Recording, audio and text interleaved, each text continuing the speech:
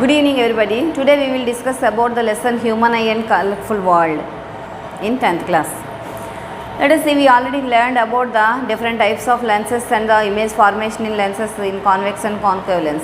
If you observe carefully, our eye also acts as a biconvex lens. So we are seeing the images, that image formed on our retina, so we can see the objects in front of us. But at which distance we can see the objects clearly? If we observe carefully, at nearly 25 centimeters distance from our eye lens to the object, we can see the objects clearly. We can see the objects clearly when the object is kept before our eye lens at 25 centimeters. So 25 centimeters is called the least distance of distinct vision. Least distance of distinct vision. Is it common for everyone? If we know that, that is different for different people. For all human beings it is 25 centimeters, but for the infants or very small kids, if we observe, it is nearly 7 to 8 centimeters. Why? Because the elasticity property is more, their muscles are very strong, so they can easily see the objects in front of them at 7 to 8 centimeters. So for the infants or small kids, that is nearly equal to 7 centimeters or 8 centimeters. But for old people, due to the lack of vision, why? Because the muscles becomes weak due to the age. When age grows up, their muscles becomes weak, so they cannot see the objects at 25 centimeters. So it changes their least distance of distinct vision will be changes. It is nearly 1 or 2 meters. For some, generally for 1 or 2 persons, it may be more than 2 meters also. They cannot see the objects properly. So what is the angle of vision? If we observe carefully, if we keep any object in front of us, when it is going long distance from our eye lens, we can see the total object. When it is becoming very near to us, what happens? At a particular distance after, we cannot see the total objects. Let us see, for example, in this scale, I can see here the total top and bottom at one time. If we kept here, means when it is become nearly, what happens? I cannot see the ends of this scale. Why? Because the angle is changes. From eye to the object, the angle is changes. At which angle we can see the object, total object, top to bottom completely is, that is 60 degrees. It is normal for a normal human being. It is common for a normal human being. The angle of vision for a common healthy person is 60 degrees. Okay. Now we are saying that our eye acts like a lens, so it must have some focal length. Well, our image is formed on retina. So wherever the object we kept in front of us, the image will be get on retina only. So the image distance is constant for a human eye. There is no choice. That is 2.5 centimeters. That is 2.5 centimeters. We know the lens formula, 1 by f is equal to 1 by v minus 1 by u. In that, v is constant. U means the object where you kept in front of our eye. Where is the change? In focal length, it must be change. If there is no change in its focal length, we cannot see the objects properly. Our eye has a special property. It changes its radius of curvature by using the ciliary muscles at our eye. This process is called accommodation. Our eye has a special property, that is accommodation. It changes the radius of curvature of the eye lens, so the focal length also changes. Eye itself, it changes its radius of curvature. This phenomena is called accommodation. Eye has this special property. That's why wherever you kept the object also, you can see the clear image. Okay. Now, when suppose the object is at long distance, our focal length decreases. Why? Because we can see clearly. We can see the objects clearly, no need of any stress. But when the object is very near to our eyes, what happens? Focal length increases. In our eye, we are having rods and cones. What is the property of rod and what is the property of cone? To identify the intensity of light, rods are useful. In our eye, rods, what is the working of rods means it is identify the intensity of the light. Suppose the more intense lights are coming through the pupil, then immediately it converges the pupil. Then less amount of light rays only passes, enter into the eye, remaining will be reflects and come back again. Suppose the intensity of light is very less, what happens? The rods expands itself, so more amount of light rays passes through the pupil. Rods adjust the intensity of the light, they identify the intensity of light. Based on necessity, it changes the intensity of the light enter into our eye. Then what is the use of cones? Cones identify the color of objects. We are seeing different colors of objects. How can we identify that colors? Because of the cones present in our eye. Because of the cones present in our eye, that cones helps us to identify the different colors of different objects. In that cones we are having a 125 million receptors which receives the different colors of lights. In our eye also has the million optic nerves. It collects the information and send to the mind. Next, focal length of the eye lens is maximum 2.5 centimeters when the object is kept at infinite distance. When the object kept at infinite distance, we can get the maximum focal length of the eye, that is 2.5 centimeters. When the object kept at least distinct vision, that means 25 centimeters, we can get the minimum focal length 2.27. That means wherever we keep the object in front of our eye, the focal length of the eye must be in between 2.27 to 2.5. It adjusts the focal length and forms the image on retina only. Next, our eye has different types of eye defects. We already know that eye has different defects, that is myopia, hypermetropia, presbyopia, color blindness, glaucoma, trachoma, these all are different eye diseases. Here we have to discuss only 3 eye diseases, that is myopia, hypermetropia and presbyopia. Myopia also called as short sightedness, that means we can see the object which is near to us, we cannot see the objects clearly which is far from us. To rectify that problem, we use bifocal lens, biconcave lens. By using biconcave lens, we can adjust the focal length of our eye and we can get the image on retina by using the formula F is equal to minus D. For hypermetropia, it is also called as long sightedness. That means we can see the long objects but we cannot see the objects which is near to us. But to rectify that problem, we use biconvex lens and the focal length must be adjusted by using this formula 25D by D minus 25. For myopia, we can get the far point, D means the far point. For hypermetropia, we can get the near point, D. What is the far point and what is the near point? If you observe carefully, far point means how much distance we can see the object clearly is called far point. And here the D means at how much near distance. More than that near we cannot see that object clearly, that is called near point distance is D. For hypermetropia.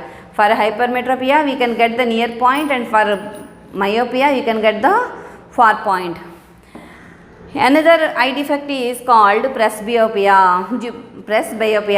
This is occurs only due to the old age. The muscles becomes very weak, so the accommodation of the eye decreases, the accommodation capacity of the eye decreases. So we can get this type of eye disease. We use to rectify this problem, we use bifocal lens. In our upside it has concave and down we can get convex. So 2 types of lenses we will use. So we are having 2 focal lens. 2 means we will say that is bi. So bifocal lens we will use to rectify the problem presbyopia. Next, how to find out the refractive index of a prism. To find the refractive index of a prism, first we have to calculate the minimum deviation angle. To do that, we have to do an experiment. We have to incident a light ray it 2 times refraction takes place at the 2 edges of the prism and emergence that angle. Find out the deviation, how much deviation it angles. Change the angle of incidence continuously and find out the angle of deviation continuously. What happens if you observe gradually the angle of deviation decreases when it reaches a particular point, after again it increases again. So we will get the minimum deviation angle. By using that minimum deviation angle in this formula, we can get the refractive index of the prism, that n is equal to sin a plus d by 2 by sin a by 2. Sometimes we can use sin dm, means minimum deviation of that particular prism. So sin a plus d by 2 by sin a by 2 is the formula to measure the refractive index of the prism. Here a means the angle of prism, it is always we will get 60 degrees. Next, dispersion of light. When a light ray passes through a prism, it deviates into 7 colors, that is called Vibgayar: violet, indigo, blue, green, yellow, orange and red. Violet has maximum deviation and red has minimum deviation. Why deviation takes place? Due to the changes in the wavelengths. Actually there is no change in its frequency. Frequency is constant for a source of light.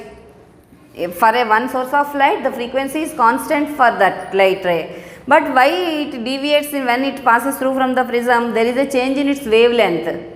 There is a change in its velocity.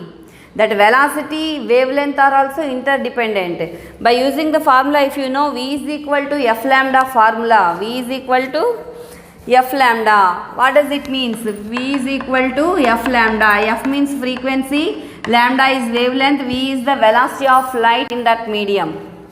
So we already know that F is constant, frequency is constant for a particular color. Then what happens? V is proportional to lambda. When lambda increases, V increases, lambda increases. When V decreases, lambda decreases. What does it mean? Which light has more wavelength, the velocity also more for that light. Which light has less wavelength, the velocity also less in that particular light ray. See here we know that in Vibgayar, V has the maximum deviation and violet, V means here violet.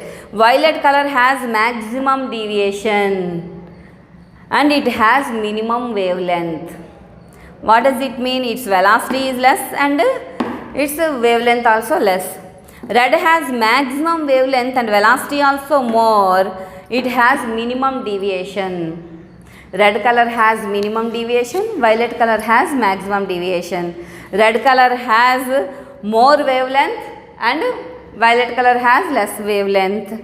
But in accordance with frequency, violet has more frequency, the red has less frequency. If we observe this order from violet to red, frequency gradually decreases and wavelength increases. From violet to red, frequency gradually decreases and wavelength increases. From red to violet, wavelength gradually decreases and frequency increases.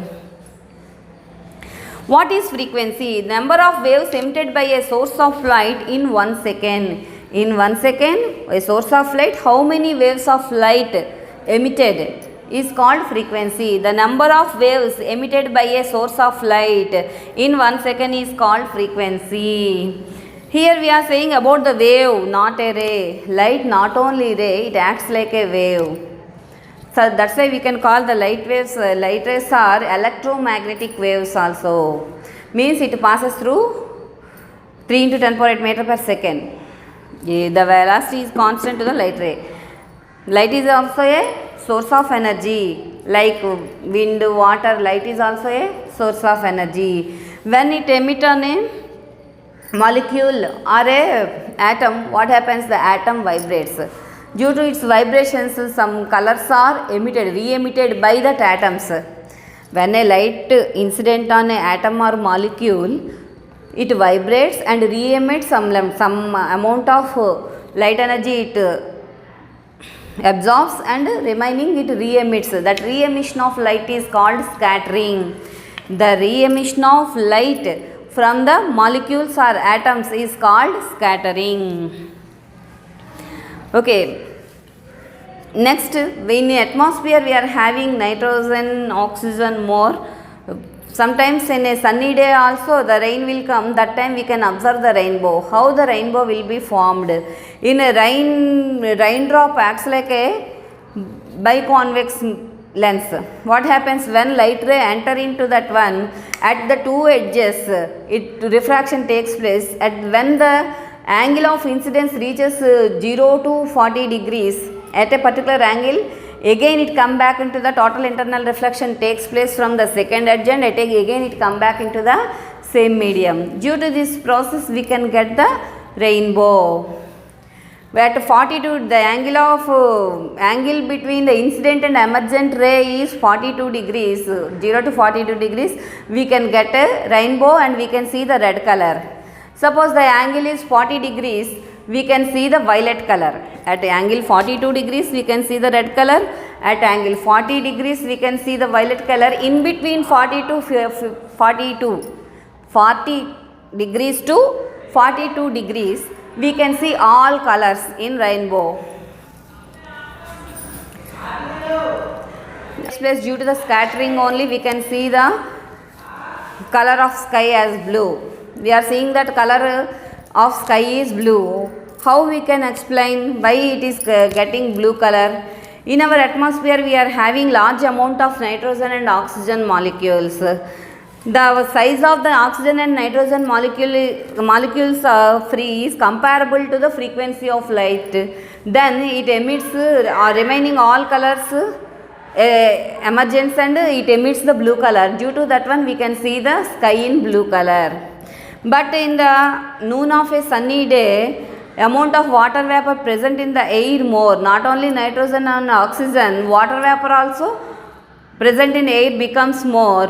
It is comparison, all colors are comparison to the weight molecules, size of the molecules of these molecules, nitrogen, oxygen and water vapor. So all colors will be re-emitted by these molecules. These all colors combines and forms a light color, so white color. So we can see white color in sunny day. The sky appears as white color in sunny day. As well as due to the wavelength of red is more, that's why we can see either in the morning or evening we can see the sun appears like a red, because it travels long distance. Wavelength of red is only more than comparatively to the remaining colors. Remaining all colors disappears in the atmosphere. Only red color reaches our eye in either morning or evening. So we can see the red color in morning and evening in the sky. Thank you.